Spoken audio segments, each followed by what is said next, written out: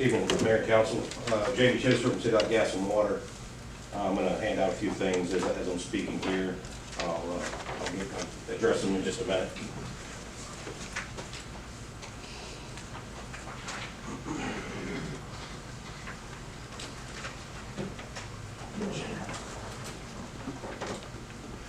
Sure, you would want mine. Okay, you're alive. You're alive. Down the line. I was counting. There you go. I think that one's supposed to be mine. I got another copy here. So I'm just gonna read here because when I start talking, yeah, I'll address it. You guys, I'll talk about those in just a minute. So if you could listen, I'll talk about that in just a second. Okay. But I am gonna read it because I start getting like excited and it sounds like I'm getting worked up and upset, but that's really not the case. So I'm just gonna read it if you guys don't mind. I'm not quite sure what started the adversarial relationship between the city and City Light Gas and Water. For me, I know it was when I started my third week on the job. The mayor invited me to come to the council meeting to introduce myself, where I was ambushed with questions about demand charges and what I was going to do about sewer charges for people who are watering their gardens. Again, I've been on the job for 3 weeks. I don't feel like we got off on the right foot. I wanted to work with the mayor and council to make Kennett better, but it can't be a one-way street of cooperation. I invited every one of you guys to go to lunch. I know you guys all have busy schedules. I've been to lunch with one person because I wanted to discuss what the problems were, what we could do to work together. And I've had one person actually take me up on that. But there's still too many us versus them attitudes in this room. It's got to stop so we can begin to work together to solve problems for the citizens of Kennett.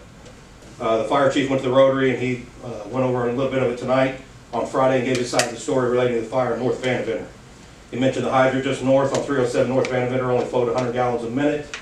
That was a static flow. What he didn't mention is right around the corner, 1,200 feet away, there was a hydrant that flowed 1,937 gallons. That was to the west.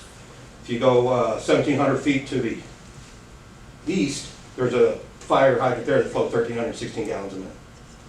So we had a meeting where he asked for the total number of hydrants. We told him how many there were. He asked also how many flowed above or below 700 gallons a minute.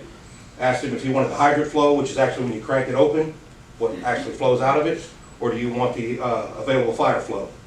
We didn't really get a good answer, so we gave him the actual hydrant flow. He then asked, how many hydrants flow below 500 gallons a minute. So I've actually got a map with the available fire flows. So that's the actual data that you guys can use to fight fires off of, because what comes out of the hydrant is what comes out of the hydrant, but the actual available fire flow is when you put a suction on it down to 20 psi, which we don't really want to get down there, and those guys know that. So, right, out of the 501 hydrants we have 43 that are flowing below 500 gallons a minute, 43. So it's not the dire situation that everybody's making it out to be where half the town's going to burn down if we have a fire. There are 43 hydrants that have available fire flow of 500 gallons, which is 8.6% of them. You go to 86 hydrants that are flowing below 700 gallons a minute. He did mention that, that's needed for a fully involved house, which I don't think they actually go and fight fires on a fully involved house. They kind of just, if I'm wrong, you can correct me, Chief, but I think you guys just kind of take a defensive posture and protect what's around it. So anything over 700 gallons a minute is not really needed. The article provoked a comment from a screen named Dry Lisa that said, we need CLGW to take responsibility and make a plan to correct the problem. And therein lies the problem of misinformation. The citizens are wanting a solution and they don't even know who to ask the question to. I know that some may think that defecting the blame on CLGW is the way to go, but if you look at the first page right there that I just handed out, the water permit from the Missouri Department of Natural Resources, you'll see that it's issued to the City of Kennett and elected officials. The City of Kennett and elected officials own that water license that we work off of. In addition to the permit, there's a city ordinance on the second page that says one of the fire department committee's duties is to examine and test whenever they may deem advisable all water mains and fire plugs and report their condition to the mayor and council. That's a Kennett city ordinance. There's been a lot of back and forth about who owns those hydrants. I understand that some may have been told on the fire department to not do what the ordinance said, but it clearly states that it's the duty of the fire committee to test all fire plugs. If the council wants CLGW to be responsible for testing the hydrants in town, then the ordinance needs to be changed, and we'll do that. It's just like Keith coming along and saying you can't break streets anymore. Well, you know, unless an ordinance changes and says otherwise, we're gonna continue to do what we need to do. So for somebody to come along and say, stop testing hydrants, which you're tasked to do, that doesn't make any sense to me. CLGW has even been accused of only filling our water towers to full when we are testing hydrants, and if you'll look at page 3, the height of the water towers is dictated by production, consumption, and our SCADA system. On the day of the fire on North Vanderbilt, 20 October 22, the tower levels fluctuated between 24.6 at 9 p.m. and 29.7 feet at 1 p.m. I'll discuss that more in a minute. The other date on your handout there is 13 July 2022. It's the water levels of the day of the other fire in North Vanderbilt, where the levels fluctuated between 24.8 and 30.1. The max tower level is 30 feet. And for every 10 feet of water in that tower, it only equates to 4 pounds per square inch. So we never dropped below 52 PSI, which in the beginning, that was a big deal about the PSI, right?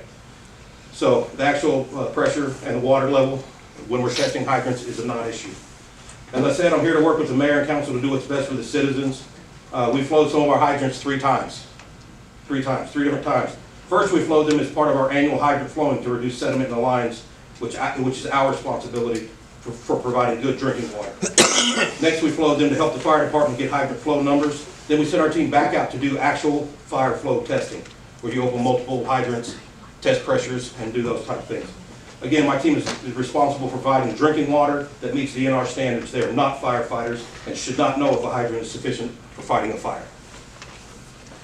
In the spirit of working together, in addition to flowing hydrants and getting available fire flows, CLGW has contributed $500,000 to the city over the last 2 years. $495,720 in free services to the city of Kennett, providing utilities and internet services at no charge, and CLGW maintains all the street lights that are owned by the city. Simon Sinek has a good book called Start With Why, How Great Leaders Inspire Everyone to Take Action. It's a very good book on leadership. I highly recommend it to you guys. But at this point, the why doesn't matter. The why doesn't matter. Chief talked about it being in the 80s, 90s, you know, previous chief possibly getting fired, you know, probably, or getting fired over the matter. It doesn't matter why. What matters now is the how. How are we going to fix it? I'm a strategic thinker and I like to be proactive, not reactive to problems. We've been working with an engineering firm and they're presenting preliminary recommendations based on our hydraulic study that was done in 2022. At our next board meeting on on the 8th at 11:30 at City Light Gas and Water. I have a question for you. When was the last time the mayor and council discussed the price of aircraft fuel at the airport? In here. What? Actually, we brought it up at the pilots meeting. At the pilots meeting, but it hasn't been discussed in front of the council and the mayor, right? Probably the reason is because there's an airport board that takes care of that, correct? That is correct. Okay.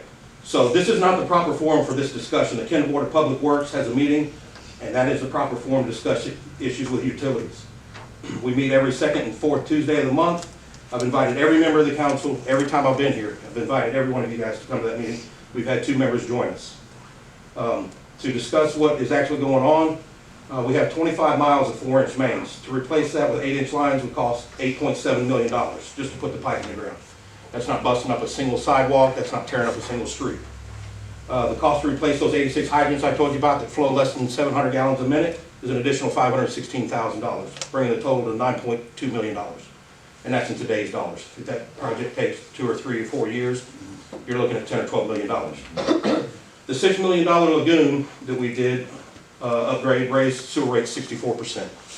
Our sewer rates went up 64% on a $6 million loan. So if you look at a $12 million loan, you're looking at more than doubling the water rates, right?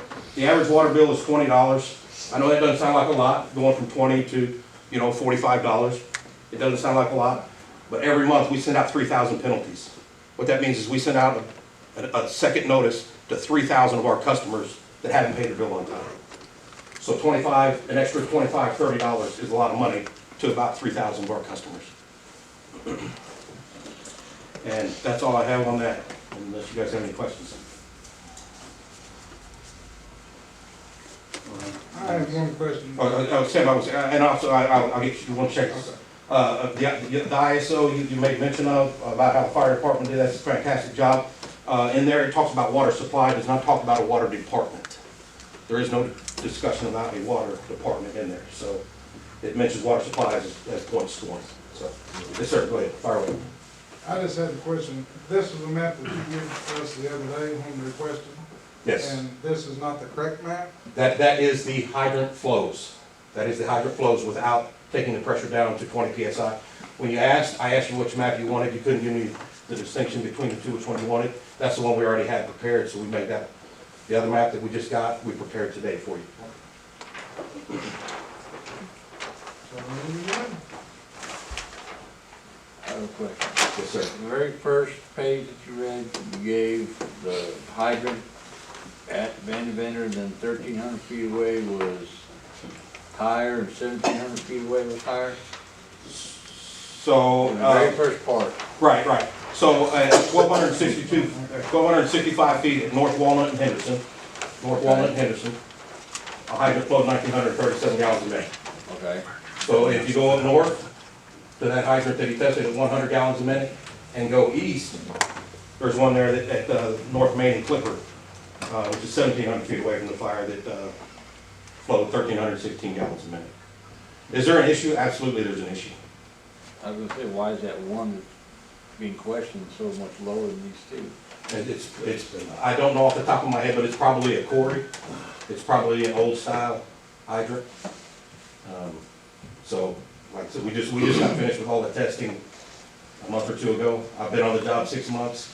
Since then, we've already extended lines down College. We installed a new hydrant there, so we made connections there, fixed a couple hydrants in that area. In the last 2 years, we built around the backside of the middle school. So we have been progressing slowly, but we don't want